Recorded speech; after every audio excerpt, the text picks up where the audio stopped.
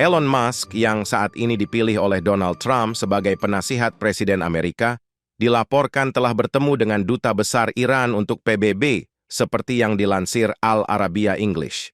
Sebelumnya, The New York Times telah melaporkan bahwa pertemuan itu membahas tentang upaya meredakan ketegangan Iran dan Amerika.